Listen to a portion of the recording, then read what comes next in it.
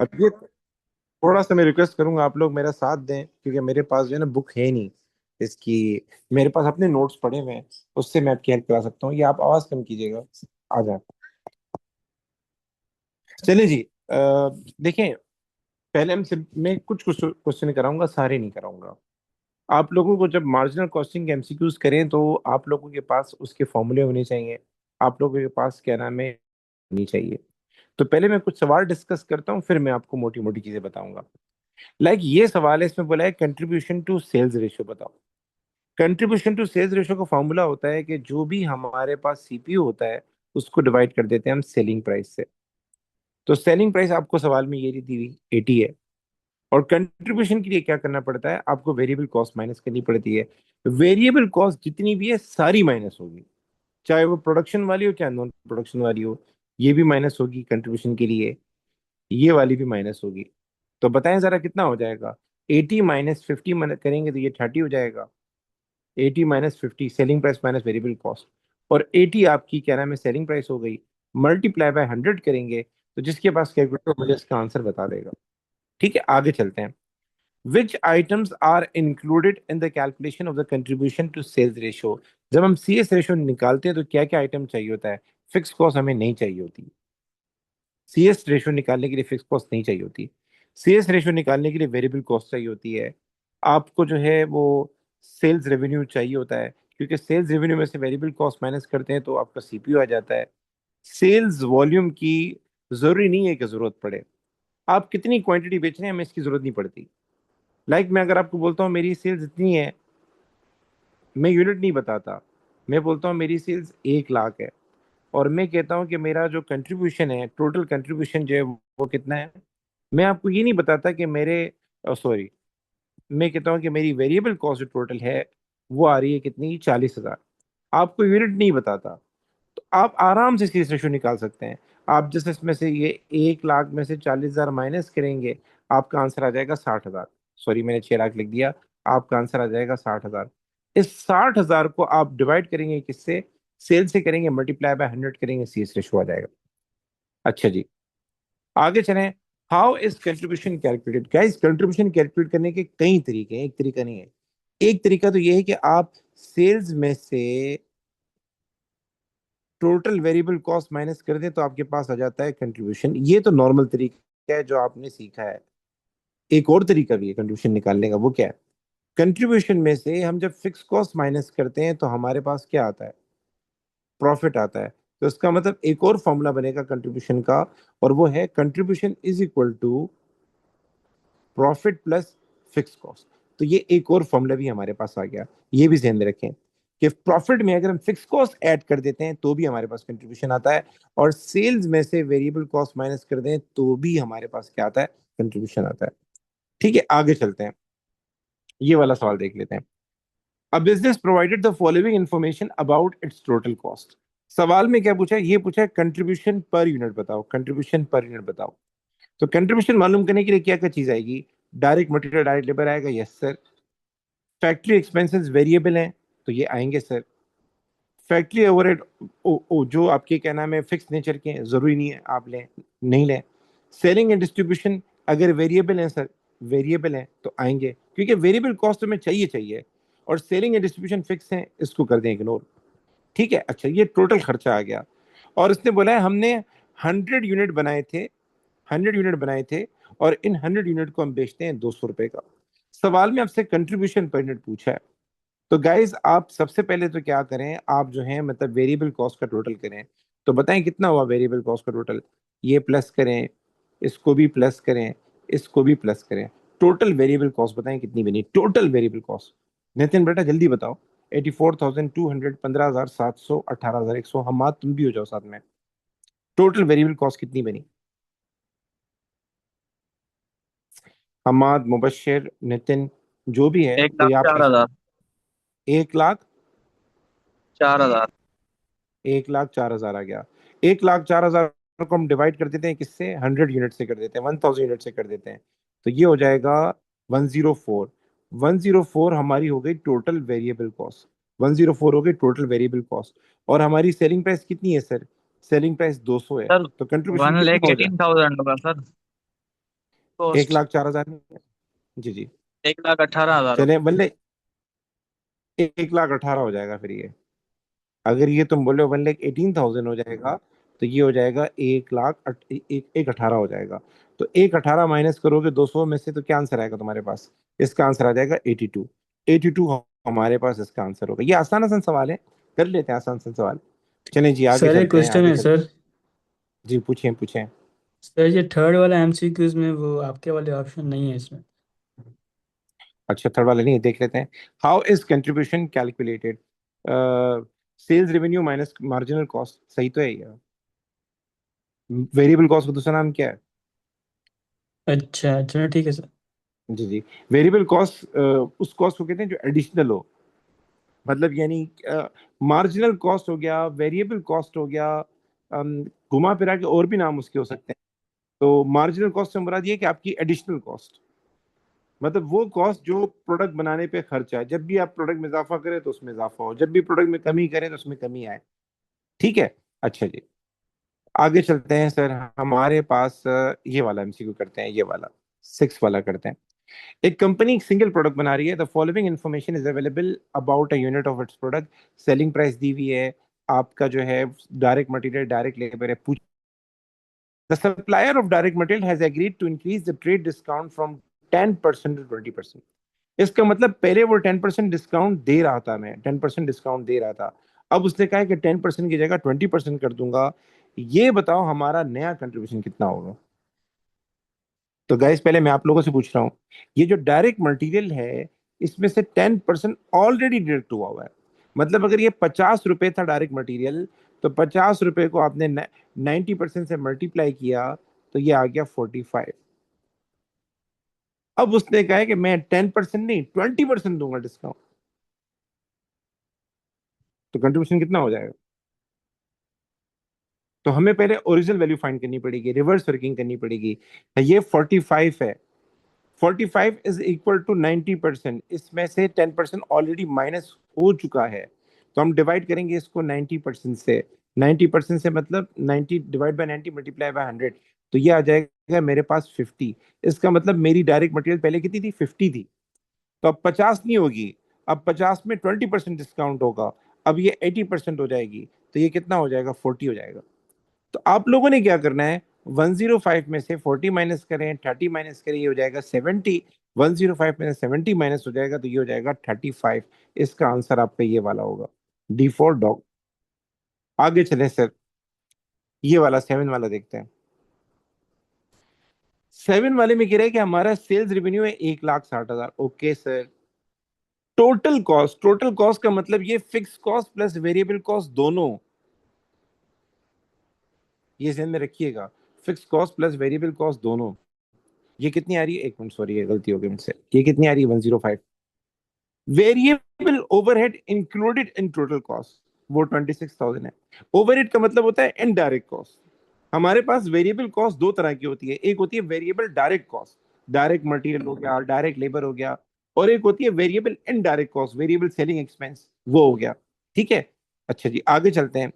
When calculating the contribution to sales ratio, the bookkeeper treated the variable overhead as fixed cost. ये जो overhead है उसको उसने fixed cost समझ लिया था by mistake. What was the effect of this on contribution to sales ratio? इसका CS ratio पे क्या impact पड़ा? आप लोगों से पूछ रहा हूँ, इसका सीएस रेशियो पे क्या इम्पैक्ट पड़ा? सर सीएस रेशियो कैसे निकलता है? सीएस रेशियो निकालने का तरीका ये होता है कि हम लोग क्या करते हैं, हम लोग सीपीयू को डिवाइड करते हैं, किससे? सेल्स से करते हैं, या सेलिंग प्राइस से करते हैं, या कंट्रीब्यूशन को डिवाइड करते हैं सेल से और मल्टीप्लाई कर देते हैं 100 से। ठीक है। अच्छा जी मैं जरा बताता हूँ क्या हुआ होगा। आपने वेरिएबल ओवरहेड को फिक्स मान लिया, तो इसका मतलब ये कि कंट्रीब्यूशन में से आपने खर्चे कम माइनस किए होंगे, कंट्रीब्यूशन आपका बढ़ गया होगा, तो ओवरऑल रेशियो भी आपका बढ़ गया होगा। मैं दोबारा रिपीट कर दूं, ये जो वेरिएबल ओवरहेड है, ये कॉस्ट है आपका, खर्चा है ये आपका। अगर आप इसको सही ट्रीट करते तो ये कंट्रीब्यूशन में से माइनस होता, मतलब ये सेलिंग प्राइस में से कॉस्ट माइनस होती, तो ये 26,000 भी माइनस होता, सीपीयू कम आता, तो ओवरऑल कम आता, अगर आप सही काम करते। लेकिन आपने मिस्टेक कर दी, आपने क्या कर दिया, इसको वेरिएबल कॉस्ट माना ही नहीं।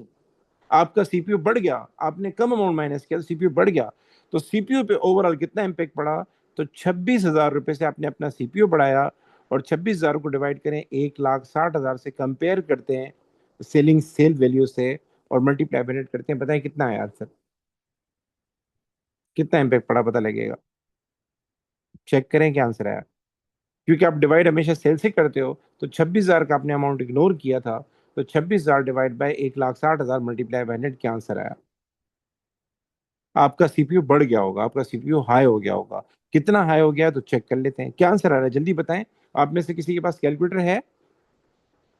16.25। 16.25 इसका आंसर होना चाहिए। इसका आंसर आप लोग चेक कीजिएगा बाद में, ठीक है ना। अच्छा जी, आगे चलते हैं, आगे चलते हैं। आगे ये भी छोड़ दें, चलिए ये कर लेते हैं, ये वाला भी कर लेते हैं। कि आप लोग मुझे बताएं, हमें सीएस रेशो फाइंड करना है। चलो आप लोगों से पूछता हूँ। डायरेक्ट मटेरियल वेरिएबल कॉस्ट है माइनस होगा, डायरेक्ट लेबर वेरिएबल कॉस्ट है माइनस होगा, डायरेक्ट एक्सपेंस वेरिएबल कॉस्ट है माइनस होगा, डायरेक्ट एक्सपेंस रॉयल्टी हो गया, अदर वेरिएबल ओवरहेड ये भी वेरिएबल कॉस्ट है माइनस होगा, फिक्स ओवरहेड नहीं आता। तो आप सेल्स में से सारे के सारे वेरिएबल कॉस्ट माइनस कर दें, आपके पास कंट्रीब्यूशन आ जाएगा, और कंट्रीब्यूशन को डिवाइड कर दें रेवेन्यू से या सेल से, मल्टीप्लाई बाय 100 कर दें, आपके पास सीएस रेशो आ जाएगा। ठीक है, होपफुली ये हो जाएंगे आपसे, इसमें कोई इतना बड़ा इशू आप लोगों से नहीं होगा। हम थोड़ा सा आगे चलते हैं, थोड़े से मुश्किल वाले एमसीक्यूज करते हैं। आ जाएं, ये जरा देखते हैं, ये 4 वाला देखते हैं। ये थोड़े हैं मेरे ख्याल से टारगेट प्रॉफिट वाले एमसीक्यूज हैं। ओके, कुछ यार मिसिंग किए इसने फोटो निकालते वक्त यार। चले, अल्लाह मालिक है। आप लोग थोड़ा प्रिंटिंग करते हो या फोटो निकालते हो, थोड़ा तरीके से निकाला करें। देखिए 4 नंबर आ रहा है, इससे पहले कोई और नंबर चल रहा था। अब ये मसला होगा बहुत बड़ा आपको समझने में। चले, तो जो भी जिसको भी मैं ड्यूटी दूं ना काम करने के, थोड़ा काम प्रॉपर तरीके से किया करें, एडवांटेज हुआ करेगा। चलिए जी, आ जाए। इस सवाल में कह रहा है कि हमने 6,000 यूनिट का डेटा दिया है आपको। ये बहुत इंपॉर्टेंट एमसीक्यू है, 6,000 यूनिट का डेटा दिया हुआ है, ठीक है सर। वेरिएबल मैन्युफैक्चरिंग कॉस्ट इतनी है, वेरिएबल सेलिंग कॉस्ट इतनी है, फिक्स मैन्युफैक्चरिंग ओवरहेड इतने हैं, ओवरहेड से मुराद इनडायरेक्ट कॉस्ट, और फिक्स एडमिन कॉस्ट इतनी है, सेल प्राइस हमारी इतनी है, हम कितने यूनिट बनाएं कि हमें हमारा टारगेट प्रॉफिट इतना अचीव हो जाए। अच्छा, ऐसे सवालों के लिए आपको एक इक्वेशन सीख लें। इन इस तरह के सवालों के लिए 2 इक्वेशन मैं आपको बताऊंगा, वो 2 इक्वेशन अपने पास नोट डाउन कर लें। वो 2 इक्वेशन कौन कौन सी हैं, वो 2 इक्वेशन नोट डाउन कर लें, ये आपको बड़ी काम आएंगी। एक तो ये वाली इक्वेशन सीख लें आप लोग के, हमारे पास जो है, एक मिनट सबर करें, मैं जरा सेटिंग कर लूँ। CPU into units minus fix cost is equal to profit. एक तो ये इक्वेशन याद कर लें। जब भी आप मार्जिनल कॉस्टिंग के इस तरह के बड़े बड़े सवाल करेंगे ना, तो उसमें ये इक्वेशन बड़ी काम आएगी। अगर हम 2 प्रोडक्ट बना रहे हैं, 2 दफा सीपीयू आएगा, एक तो ये फॉर्मूला याद रख लें आप, ये बहुत काम आएगा, बहुत ज्यादा हेल्प करेगा। दूसरा एमसीक्यूज के लिए जो फॉर्मूला है वो है CS ratio multiply by revenue, revenue से मुराद आपकी sales, minus fix cost is equal to profit. ये 2 इक्वेशन आप लोगों ने याद करनी होंगी, इससे आपके बड़े बड़े सवाल सॉल्व हो जाएंगे। और भी चीजें मैं आपको मजीद बताता जाऊंगा, लेकिन ये 2 इक्वेशन तो आप याद कर लें। ठीक है, आ जाए मेरे साथ है सबके सब। नितिन, एवरीवन, आप लोग मेरे साथ हैं? जी सर, जी सर। ओके ओके, आ जाए। इस सवाल को कैसे करेंगे, आप इक्वेशन बना लें। वो इक्वेशन ये है कि CPU into units minus fix cost is equal to profit. मैं सारे सवाल नहीं सॉल्व कराऊंगा, मैं कुछ कुछ कराऊंगा ताकि आपको आइडिया हो। मार्जिनल कॉस्टिंग है इंपॉर्टेंट, तो हो सकता है कल भी कराऊं मैं सवाल। तो इसमें सीन क्या है, यूनिट्स पूछे गए हैं आपसे, आपसे पूछे गए यूनिट्स, मतलब ये चीज पूछी गई है आपसे, ये कितना होगा, यूनिट्स कितने होंगे। अगर हमें प्रॉफिट कमाना हो 45,000 का, तो कर लेते हैं, इक्वेशन यूज कर लेते हैं। हमें प्रॉफिट कमाना है कितना, 45,000, मैं लिख लेता हूँ। हमें प्रॉफिट कमाना है 45,000 इज इक्वल टू सीपीयू कितना होगा। सीपीयू हमें सेलिंग प्राइस हमारी कितनी है, 40। तो सीपीयू कितना है, कैसे फाइंड होगा? तो सर ये वेरिएबल कॉस्ट को प्लस कर लें, वेरिएबल कॉस्ट को प्लस कर लें, कितना हो जाएगा जल्दी बताओ। वेरिएबल कॉस्ट को प्लस करेंगे तो ये हो जाएगा 96,000, और हम 6,000 यूनिट बना रहे थे, तो डिवाइड बाय 6,000 करो तो वेरिएबल कॉस्ट पर यूनिट आ जाएगी। कितनी आ जाएगी जल्दी बताना। ये हो जाएगा 60 15 16 हो जाएगा मेरे ख्याल से, ऐसे ही है। जल्दी बताओ, जी ऐसे सर। ही है। ठीक है, तो 40 में से 16 माइनस करो तो ये कितना हो जाएगा, सीपीयू कितना हो जाएगा, ये हो जाएगा 24। तो मैं लिख देता हूँ सीपीयू की जगह पे 24 लिख देता हूँ। यूनिट्स मुझे नहीं पता, माइनस फिक्स कॉस्ट है। 54,000 एक है, 21,000 एक है, दोनों को प्लस कर लें तो 50 प्लस 20 ये हो जाएगा 75,000 हो जाएगा। इनको इंटरचेंज कर दें, आपके पास यूनिट आ जाएंगे। मतलब सिंपल है, 45,000 75,000 वहां जाके प्लस हो जाएगा और 24 वहां जाके डिवाइड हो जाएगा। आपके पास फाइनल आंसर आ जाएगा हम कितनी यूनिट बनाए कि हमारा टारगेट प्रॉफिट अचीव हो जाए 45,000 का। जी, क्या आंसर आया इसका? जी बेटा जल्दी बताएं, क्या आंसर आया? आप लोगों को पहले ही बोला था कि कोई बंदा अपने से कैलकुलेटर रख ले तो मुझे फायदा होगा, पर कोई सवाल गलत सर होना कैसे पता 5,000 चलेगा? सर। सही कर रहे हैं गलत कर रहे हैं कैसे अंदाजा होगा? जी जी, चलें जी आगे चलते हैं। हो जाएगा, अल्लाह ताला आसानी करेगा इंशाल्लाह। आगे चलते हैं। अब बिजनेस, देखें अब ये अगेन मैं बोलूंगा, देखें हो तो जाएगा लेकिन जब इस सवाल में कोई इश्यू होगा तो कैसे पता चलेगा? तो आप लोग पार्टिसिपेट करेंगे तो ज्यादा फायदा होगा। मैं लैपटॉप पे क्लास कोशिश करूंगा, लैपटॉप का मेरा इशू आ रहा है, वरना सर उसमें ये फायदा होगा मुझे 5,000 आपके सर। आंसर। 5,000 आंसर आ रहा है, ओके ओके ठीक, थैंक यू बेटा। आगे चलते हैं सर। अब business provide the following information. हमारा ब्रेक इवन पॉइंट ये है, ठीक है सर। सेलिंग प्राइस 50 है, कंट्रीब्यूशन सेल्स रेशियो 40 है। पहले सवाल पढ़ लेते हैं, पूछ क्या रहा है। पूछ ये रहा है कि what is the effect on the break even point. Break even point पे क्या इंपैक्ट पड़ेगा अगर हमारी सेलिंग प्राइस 10% बढ़ जाए। सेलिंग प्राइस 10% बढ़ जाए, हमारा ब्रेक इवन पॉइंट 4,500 आ रहा है। अगर सेलिंग प्राइस 10% बढ़ जाएगी तो क्या होगा? देखें, सीपीयू भी फिर 10% बढ़ जाएगा। सर समझ में नहीं आया। देखें, आपका जो अभी सीपीयू आ रहा है वो कितना आ रहा है? आप 50 का 40% निकालें, अब वो आ जाएगा आपका, अल्लाह भला करे, 50 का 40% हो जाएगा आपका 20, अगर मैं गलत नहीं हूँ। ठीक है, अगर सेलिंग प्राइस आप जो है क्या नाम है 10% बढ़ा देते तो सेलिंग प्राइस हो जाएगी 55। ठीक है, अच्छा वेरिएबल कॉस्ट पहले कितनी थी, पहले ये देख लेते हैं। बल्कि इसको इस तरह करते हैं, सबर करें। 50 माइनस वेरिएबल कॉस्ट, सीपीयू कितना बनेगा आपका? 40% है तो ये हो जाएगा 20। इसका मतलब वेरिएबल कॉस्ट आपकी कितनी थी? 30 थी। तो वेरिएबल कॉस्ट आपकी 30 ही रहेगी। वेरिएबल कॉस्ट आपकी 30 ही रहेगी, ठीक है। अच्छा जी, आपकी सेलिंग प्राइस 10% बढ़ गई, सेलिंग प्राइस 10% बढ़ गई तो सेलिंग प्राइस हो जाएगी 55। 50 को मल्टीप्लाई करेंगे 110% से 55 आ जाएगा। वेरिएबल कॉस्ट आपकी 30 ही रहेगी। इसका मतलब ये ओवरऑल हो जाएगा आपका 25। जितना आपका सेलिंग प्राइस में चेंज आएगा उतना कंट्रीब्यूशन में चेंज आएगा। अब हमें क्या करना है, हमें ये देखना पड़ेगा ब्रेक इवन पॉइंट पे क्या इम्पैक्ट पड़ा। फिक्स कॉस्ट भी मालूम करनी पड़ेगी मुझे यार जानी। तो 4,500, देखिए फिक्स कॉस्ट भी मालूम कर लेते हैं। 4,500 फिक्स कॉस्ट, और ये पहले सीपीयू कितना था? 20 था। सर ये आप क्या कर रहे हैं? देखें, ब्रेक इवन पॉइंट मालूम करने का फॉर्मूला ये होता है, break even point is equal to fix cost divide by CPU. तो इस सवाल में सीन क्या था, जब सेलिंग प्राइस चेंज हो रही थी सीपीयू चेंज हो रहा था। तो सीपीयू हमें मालूम हो गया था 20 है, लेकिन सेलिंग प्राइस की वजह से सीपीयू भी चेंज हो गया था। तो इसलिए मैंने ये सारा किया कि सीपीयू मुझे पता लग जाए। और ये आसान है, सेलिंग प्राइस में कितना चेंज आ रहा है? 5 रुपए पड़ रहा है तो ये भी 5 रुपए बढ़ा दो। और फिक्स कॉस्ट मुझे नहीं पता, मुझे मालूम करनी पड़ेगी। तो मैं पुराना डेटा लेके फिक्स कॉस्ट मालूम कर रहा हूँ, पुराना डेटा लेके।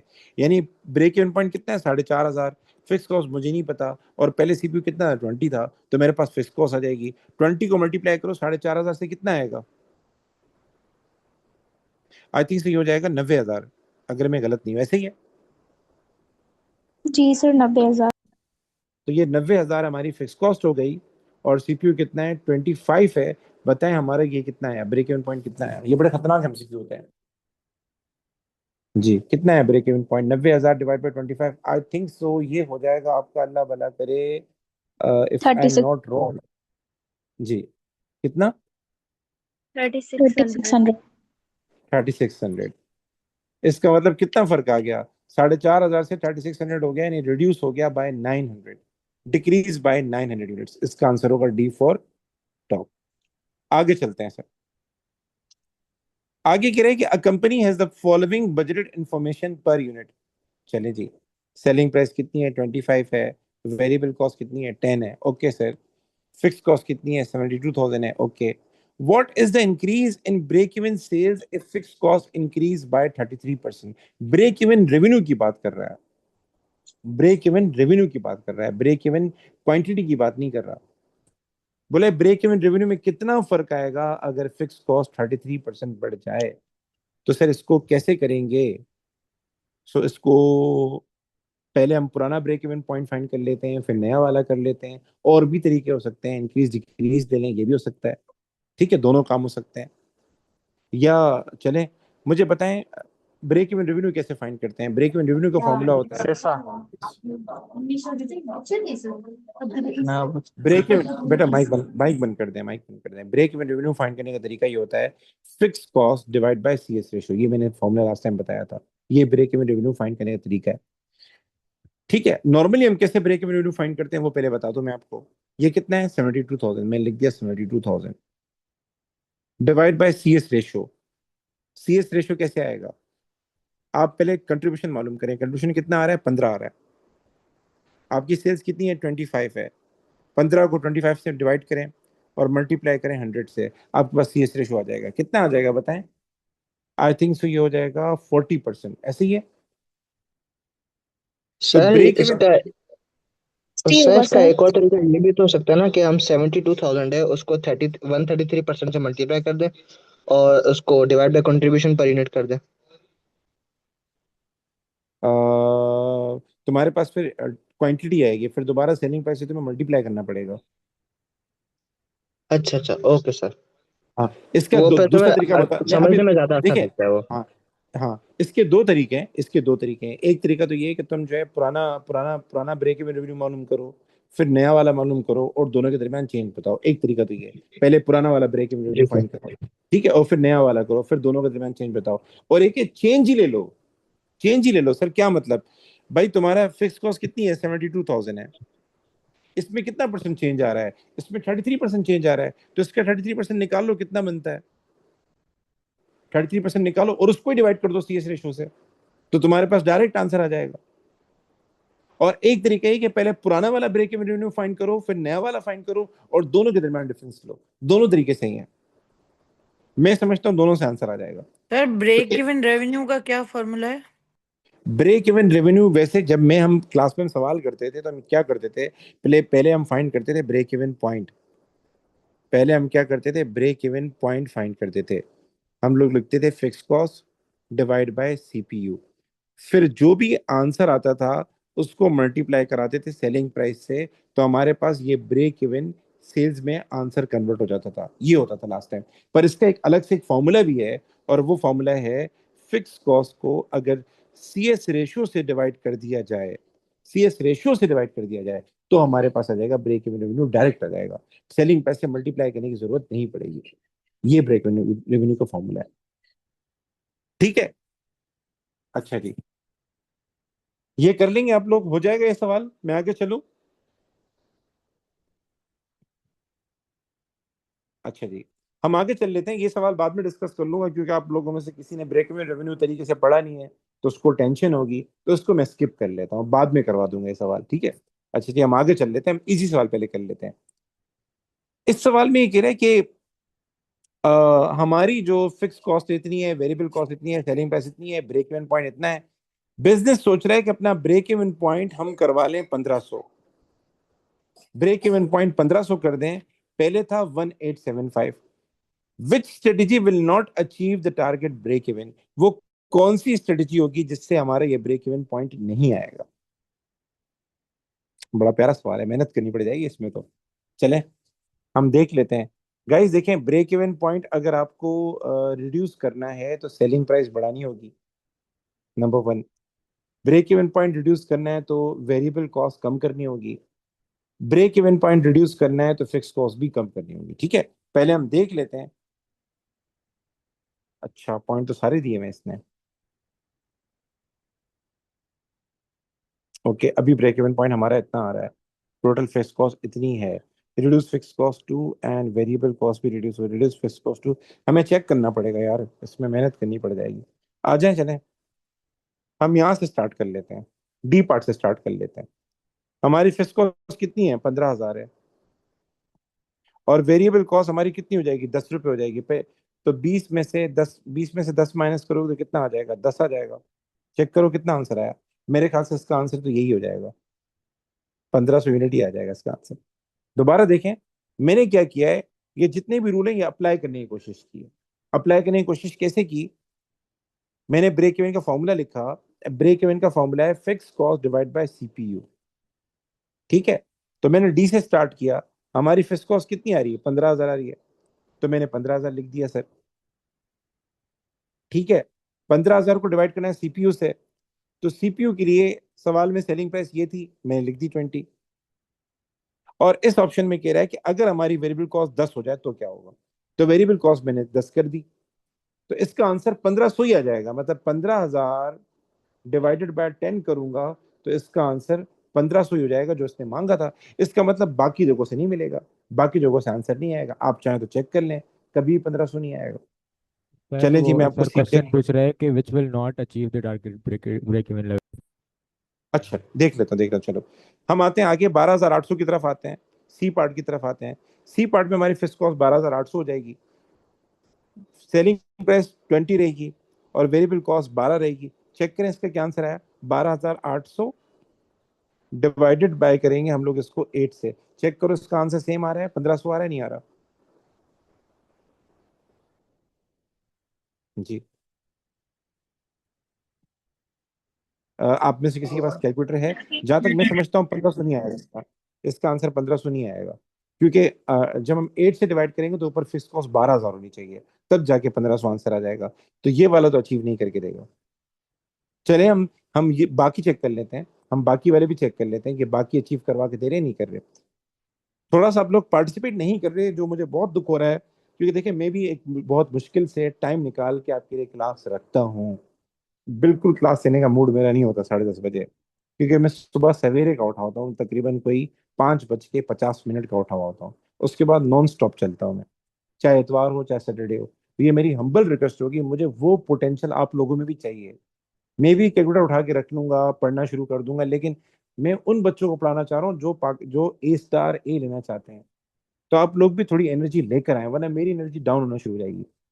तो आ जाए सर, इसको कर लेते हैं। सिर्फ मुझे कैलकुलेटर रख के मुझे आंसर बता दिया करें कि सर ये सही हो रहा है, गलत हो रहा है, वरना मुझे अपने दिमाग से कैलकुलेशन सारी की सारी करनी पड़ेगी। आ जाए, इसमें फिक्स कॉस्ट कितनी है, 12,750 डिवाइड बाय, हम लोग 20 लिखेंगे सेलिंग प्राइस, वेरिएबल कॉस्ट हो जाएगी 11.50। चेक करें आंसर 1500 आ रहा है, नहीं आ रहा, मैं समझता हूँ आ जाएगा। ये हो जाएगा 12,750, और ये हो जाएगा आपका 8.50 हो जाएगा, ऐसे ही है। चेक करो इसका आंसर क्या आ रहा है जी। आप में से किसी के पास, चलो मैं खुद ही कैलकुलेट कर लेता हूँ 1500। ये। 1500 1500। इसका आंसर, 1500 इसका, बी का भी आंसर आ रहा है, डी का भी आ रहा है, और मैं समझता हूँ ए का भी आ जाएगा आंसर। आप चेक करना चाहे आ जाएगा। तो 15,000 हमारी फिक्स कॉस्ट है, वेरिएबल कॉस्ट सेलिंग प्राइस हमारी कितनी हो जाएगी, 22 हो जाएगी, और वेरिएबल कॉस्ट हो जाएगी 12। तो ये हो जाएगा आपका 15,000 डिवाइड बाय 10 हो जाएगा, इस पे भी आंसर आ जाएगा। इसका मतलब इसका आंसर क्या है, आपका सी है। चलें थोड़ा सा आगे चलते हैं, मैं कुछ छोड़ देता हूँ सवाल, कुछ मुश्किल वाले करता हूँ। चलें ये वाले कर लेते हैं। अच्छा, कुछ बच्चे ऐसे करते हैं कि वो सवाल खुद करते हैं, और जो नहीं होते फिर वो क्लास रखवाते हैं, फिर पूछते हैं ये कैसे हो रहा है, ये कैसे हो रहा है। वो बड़ा एक एडवांटेज होता है, क्योंकि वो सारे मुश्किल क्वेश्चन होते हैं। तो मैं आपको सर कल अभी बेहतर क्लास, सर अभी बेहतर क्या है कि हम P2 करें या P1 करें? देखिए इन बच्चों का एमसीक्यू का पेपर है, जिन बच्चों की क्लास में रखी है, इनका पेपर है ट्यूसडे वाले दिन। आप लोगों को, मैं बाकी सब बच्चों को बोलता हूँ, दो टॉपिक ऐसे हैं, दो नहीं 3 टॉपिक ऐसे हैं उसके एमसीक्यूज लाजमी करने चाहिए। एक कंपनी है, कुछ भी हो जाए, P2 के लिए भी करने चाहिए, एक कॉस्टिंग है। इन 2 टॉपिक को लाजमी आपने, इसके सारे एमसीक्यूज करने चाहिए, ईयरली के भी करने चाहिए। और आपका अल्लाह भला करे, ईयरली में आप क्वेश्चन नंबर 18 से लेके 30 तक सारे एमसीक्यूज कर लो, P2 से पहले पहले, जब सीए के P2 दोगे। इससे आपकी P2 बहुत स्ट्रांग हो जाएगा, बहुत ज्यादा स्ट्रांग हो जाएगा, क्योंकि कंपनी भी बहुत आता है, और कॉस्टिंग का 31 मार्क्स का सवाल डन है, कंपनी का 31 मार्क्स का सवाल डन है, यानी 60 मार्क्स का पेपर तो आपकी दो चीजों का हो गया, कॉस्टिंग और कंपनी। 60 मार्क्स, और 60 मार्क्स ही चाहिए आपको ए लेने के लिए। लास्ट टाइम 56 पे ए है। अभी मार्क्स का पेपर सर वो मेरे पास है। अक्टूबर नवंबर में गया था ना। हाँ, अभी मार्क्स के पेपर मैंने देखा नहीं, मैं देखूंगा अभी। मार्क्स पेपर मेरे पास आया हुआ है, तो मैं देखूंगा कितना मुश्किल है, उससे अंदाजा होगा। चलिए जी, आगे पढ़ते हैं, टाइम नहीं है। इस सवाल को करते हैं। इस सवाल में कह रहा है कि हमारी सेलिंग प्राइस कितनी है, 75। वेरिएबल प्रोडक्शन कॉस्ट 25 है, फिक्स प्रोडक्शन कॉस्ट 18.90 है, वेरिएबल सेलिंग एक्सपेंस 5 है। कंपनी सोच रही है अपनी सेलिंग प्राइस 60 कर दे, 60 कर दे, पहले 75 थी। How many extra units will need to be sold to break even. अगर हमें ब्रेक इवन करना हो तो कितने एक्स्ट्रा यूनिट हमें बेचने पड़ेंगे, अगर हम 60 सेलिंग प्राइस करते हैं और हमें ब्रेक इवन करना हो। तो सर क्या करना है सर, इक्वेशन बना लो आप लोग, इक्वेशन बना लो। सर इक्वेशन कैसे बनती है सर, आप लिखें CPU into units minus fix cost is equal to profit. Profit पे क्या होगा, जी ब्रेक इवन पे प्रॉफिट क्या होगा, जीरो हो जाएगा। सीपीयू कितना है, सेलिंग प्राइस आपने रखी है 60, ठीक है, और वेरिएबल कॉस्ट आपकी कितनी है 25 एक है और 5 एक है, टोटल कितना हो जाएगा 25 प्लस 5, 30 हो 30। जाएगा। 60 में से 30 माइनस करो तो ये 30 हो जाएगा। मल्टीप्लाई कर दें यूनिट से, यूनिट से हमें नहीं पता, माइनस कर दें फिक्स कॉस्ट। फिक्स कॉस्ट कितनी आ रही है सर, फिक्स कॉस्ट आपकी आ सर रही है, 1050 आंसर आएगा आपका। हाँ फिक्स कॉस्ट कितनी आ रही है बताएं। सर 945,000। एक मिनट सफर करें, फिक्स प्रोडक्शन कॉस्ट 94,500 सॉरी। 18.90 और हम 5,000 यूनिट बना रहे हैं, 5,000 से जी मल्टीप्लाई सर करो। 94,500। 94,500, ठीक है। तो ये हो जाएगा आपके पास, क्या नाम है, ये वहां जाके प्लस हो जाएगा 94,500, और 30 वहां जाके डिवाइड हो जाएगा। तो हमें कितने यूनिट बेचने हैं कि हमें ब्रेक इवन हो जाए, पहले ये मालूम करें, फिर देखते हैं कितने एक्स्ट्रा बनते हैं। क्या आंसर आया, सर 94 से। इसका आ जाएगा। सर समझा नहीं मैं, मतलब सीपीयू इंटू यूनिट्स क्यों किया है। देखो ये मैंने इक्वेशन बच्चों को बताई थी कि हमारे पास एक मार्जिनल कॉस्टिंग में ये वाली इक्वेशन आपको मोस्टली यूज करनी पड़ेगी। बहुत दफा सवाल ऐसे आते हैं, उसमें ये वाली इक्वेशन यूज करनी पड़ेगी, इवन ब्रेक इवन में भी यूज हो सकती है। मैंने इसको सर कर इसमें दिया सिंपल जीरो। बस ये, इसमें बस सिंपल ये कर सकते हैं ना कि हम क्या कहते हैं, पहले ब्रेक इवन निकालें, फिर क्या कहते हैं सेलिंग प्राइस को रिड्यूस करके ब्रेक इवन निकाल दें, फिर डिफरेंस मालूम कर लें। ये भी कर सकते हैं, ये भी कर सकते हैं, वन ये जीरो भी फाइव सही। जीरो आंसर आ रहा है। बी आंसर आ रहा है इसका। जी सर। ओके, मैं समझा नहीं, बी आंसर आ रहा है क्या मतलब। आंसर आ इसमें रहा तो है। ये इसमें तो आखिरी एक्स्ट्रा, वाला। एक बंदा बात कर ले एक्स्ट्रा अभी। जी जी, जी उस्मान तुम ये पूछो देखे ना, हाँ। पहले हमने 75 माइनस 25 माइनस 5 किया, ये आंसर आ ठीक है, गया हमारा 45। ठीक है, अपॉन फिफ्थ कॉस्ट हमने किया 94,500, ये आ गया 2100, हमारा आंसर आ गया। ठीक है, सही है। फिर जो ओके 60 माइनस ये सारा किया 30 आंसर आ गया। तो ओके 94,500 अपॉन 30 किया, क्या कहते ओके, हैं इसका आंसर आ मैं गया समझ, 3150, माइनस कर दिया अच्छा, 2100, 1050 आंसर। ओके ओके, समझ गया, मैं समझ गया। यानी तुम कह रहे हो कि पहले हमने, एक मिनट सबर करें, मैं डेटा, तुम कह रहे हो कि सर हमने पहले पुराना वाला ब्रेक इवन फाइंड किया, तो पुराना वाला ब्रेक इवन जी जो है सर। वो हमारा आ गया 2100 आ गया। अब इसने जी सेलिंग सर। प्राइस चेंज की है, अपने नया ब्रेक इवन फाइंड किया, तो वो कितना है जल्दी बताओ। सर 1050, 3150, 3150। 3150, हमने सेलिंग प्राइस कम की जी है, सर। तो जाहिर है ब्रेक इवन बढ़ जाएगा। तो हमारे पास जो फर्क आ रहा है इन दोनों के दरमियान वो कितना आ रहा है, 1050 का आ रहा है। One zero okay, five zero unit का। बेहतरीन है, बेहतरीन, बहुत आला, बहुत आला, बहुत आला। ये वाला सवाल देख लें, ये सवाल बहुत अच्छा है, जो मैं समझता हूँ, जो मैं याद पड़ता है। A company want to sell 50,000 units and achieve a profit of 6 lakh. It has variable cost 60 per unit and a total fixed overhead of 4 lakh. What is the selling price per unit it need to charge to achieve the required profit? हम selling price क्या रखें अगर हमें required profit achieve करना हो। सो देख लेते हैं।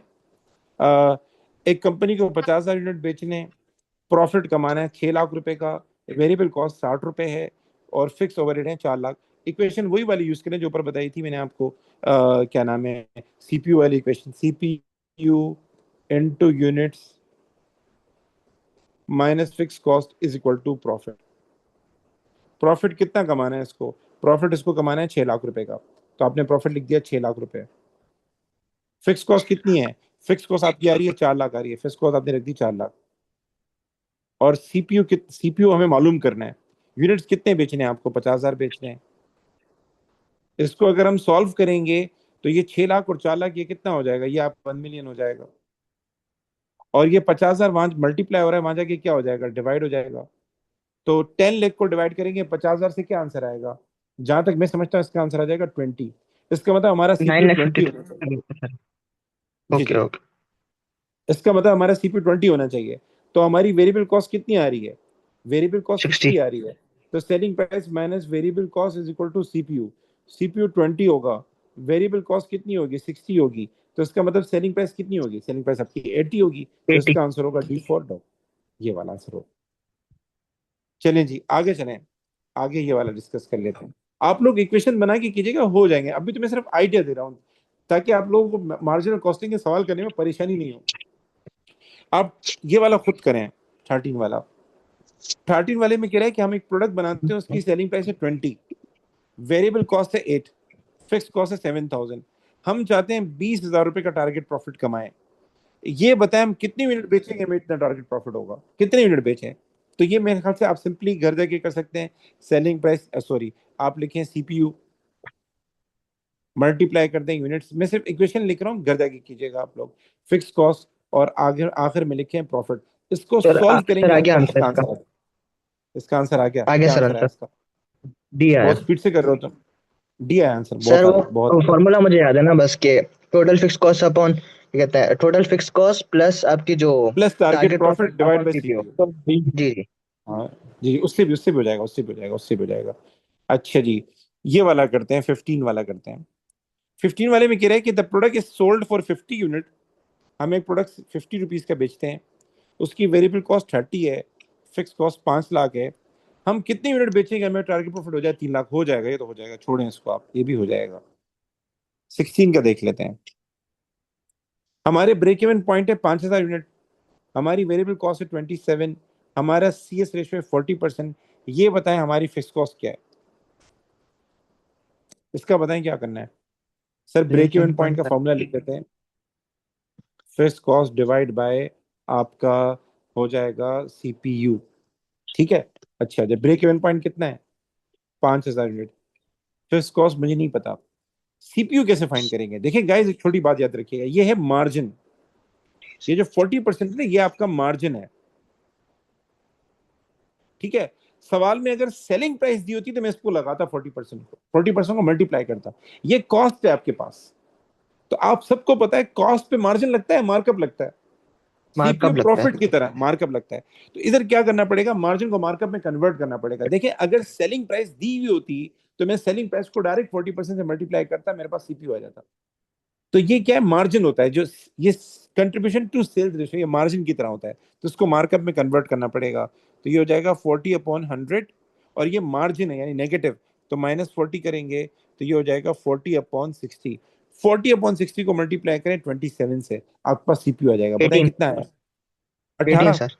18। जी अच्छा सर। जी, अच्छा जी। अब आप इसको इंटरचेंज करें, 5,000 को मल्टीप्लाई करें 18 से, आपके पास फिक्स कॉस्ट आ जाएगी।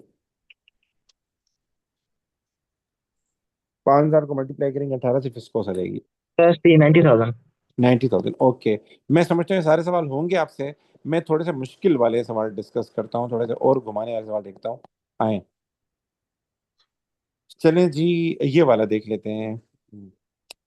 पर मुझे लग रहा है आसान सवाल है, देख लेता हूँ। टोटल फिक्स कॉस्ट है हमारी 12,500, यूनिट सेलिंग प्राइस है 10, यूनिट वेरिएबल कॉस्ट है 6, fix cost and unit selling price are expected to remain unchange. What percentage increase in variable cost? Variable cost में कितना चेंज आए कि हमारी ब्रेक इवन पॉइंट जो है वो 5,000 हो जाए? हमारा ब्रेक इवन पॉइंट 5,000 हो जाए, हम कितना चेंज लेकर आए वेरिएबल कॉस्ट में?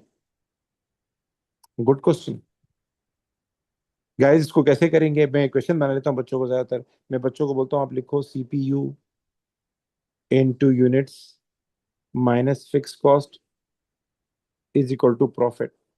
ब्रेक इवन पे प्रॉफिट 0 हो जाता है, फिक्स कॉस्ट 12,500 है, और सीपीयू मुझे नहीं पता, फाइंड करना है। यूनिट्स आपको 5,000 बेचने हैं।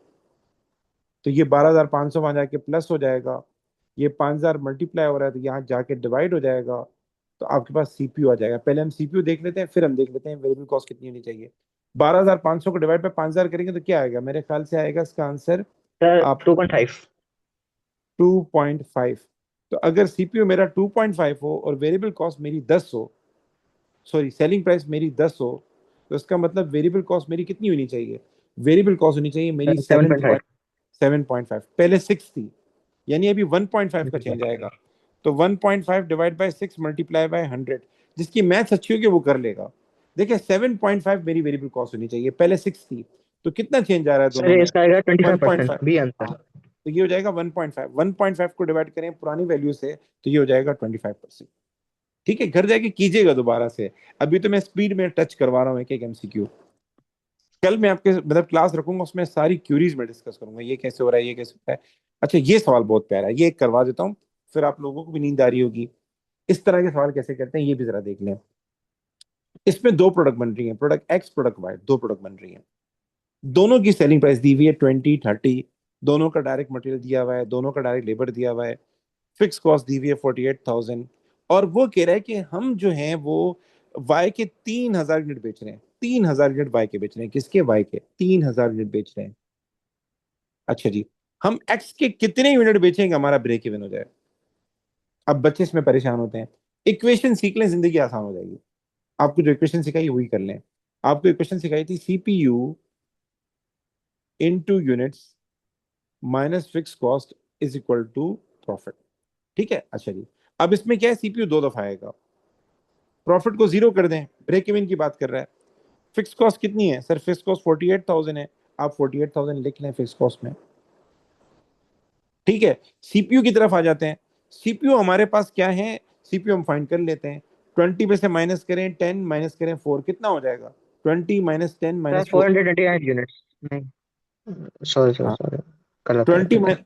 एक मिनट, 20 माइनस 10 करो माइनस 4 करो, कितना हो जाएगा, ये हो जाएगा मेरे ख्याल से इसका सीपीयू कितना आ जाएगा, 6 6 आ जाएगा। तो एक्स का 6 आएगा। सीक्वेंस 6 आ जाएगा। एक्स की यूनिट मुझे नहीं पता, तो मैं इसको 6x कर देता हूँ, मल्टीप्लाई बाय एक्स करेंगे एक्स हो जाएगा। अच्छा जी, प्लस दूसरे का सीपीयू कितना बनता है, 30 माइनस 20 माइनस 2 करें कितना हो जाएगा, 30 माइनस 20 माइनस 2 ये हो जाएगा 8 8 हो जाएगा। और इसके कितने यूनिट बन रहे हैं, इसके यूनिट बन रहे हैं 3,000, तो इसको 3,000 से मल्टीप्लाई कर देते हैं, इसके 3000। तो ये हो जाएगा 6x प्लस 8 इंटू 3,000 हो जाएगा 24,000 if I am not wrong, minus 48,000 is equal to 0। इसको सॉल्व करेंगे। जी जी जी जी, बताएं। ये 24,000 6 वहां चला प्लस चला जाएगा, 8 24 इंटू मैंने, 3000। ठीक है, और x हो जाएगा 24,000 डिवाइडेड बाय 6, कितना आंसर आ जाएगा बताएं। मतलब मैंने इसमें क्या किया सर था, 4000। 4,000 आंसर आ जाएगा। ये मैं बता दूं, जब दो तरह इसमें मैंने ये किया था, मैंने सीपीयू इंटू यूनिट्स, ये हो गया x, plus CPU into units, ये हो गया y, माइनस किया fix cost is equal to किया प्रॉफिट, ये वाली इक्वेशन यूज की थी। प्रॉफिट मैंने जीरो करवा दिया था, फिक्स कॉस्ट 48,000 थी, और इसका सीपीयू आया था 8, और यूनिट हम बना रहे थे 3,000, और इसका सीपीयू आया था मुझे याद नहीं पड़ा कितना आया था, इसका सर सीपीयू इसको 6 है। इसको इसका सर फॉर्मूला के जरिए कैसे कर सकते हैं? यार फॉर्मूला का देखना पड़ेगा, मैं तो इक्वेशन के जरिए करवाता हूँ मोस्टली, और इक्वेशन ही असल है, इक्वेशन ही असल है, ये इक्वेशन मेन है, ये इक्वेशन असल इक्वेशन है, इसी से तो फॉर्मूला बना है, इसी इक्वेशन को देख के तो फॉर्मूला बना है। मतलब ब्रेक इवन पे प्रॉफिट जीरो हो जाता है, फिक्स कॉस्ट वहां चली गई प्लस हो गई, और सीपीयू वहां जाके डिवाइड हो गया, इसी को देख के तो सारे फॉर्मूले ओके बनते हैं। ओके। हाँ, चलें जी, मैं ठीक है। समझता हूँ आज के लिए इतना ही सही है, बाकी हम कल डिस्कस कर लेते हैं, कल भी क्लास दूंगा, उसमें मार्जिनल कॉस्टिंग के फर्दर एमसीक्यूज कर लेंगे। ठीक है, ये फाइल मैं ग्रुप में भेज देता हूँ आप लोगों को। सर हम प्रॉपर पेपर कब करेंगे क्लास में? एक मिनट रुकना यार, मैं जरा रिकॉर्डिंग रोकूं फिर बात